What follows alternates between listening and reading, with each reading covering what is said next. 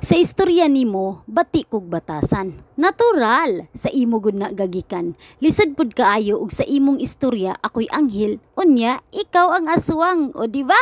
Pagka-interesting ba aning atong istoryahanay oy, pagkanindot gyud. Sa imong version sa istorya, murag ako'y ang pinakabati na ako'y batasan nga sama sa aswang, pero huy, wala tay makuha anang paghatag og bati nga imahi sa matag usa. Kanato, wala man gud ko mag-expect nga himuon ko nimong anghel sa imong hulagway sama sa imong pagpakita isip aswang pero seryoso. Dili ta na inanang batasan oy. Lisod kayo na, bati kayo na. Dili nato kinahanglan maghulgaay ug magdown sa usag-usa aron lang magpakita nga taas ka, taas ko. Kung unsa man ang atong nabatyagan karon, ayaw lang pataka og gawas og bad words ha. Mas maayo pa nga maghisgutay ta og maayong pamaagi aron masulbad nato ang tanan.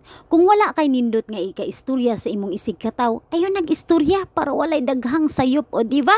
Ang atong problema or misunderstanding dapat ato nang seryosohon og sulbad. O di ba? Walay laing makasulbad kundi kita randuha. Ingon ana, makatabang kita sa paghimo og mas malinawon ug mas maayong relasyon. O di ba? Tara, kung naamang gud tay mga isyu o dili pagkasinabtanay, mas maayo nga atong hisgutan kini og tarong og dili magpagawas sa mga dautan nga istorya. O di ba nindot kayo no?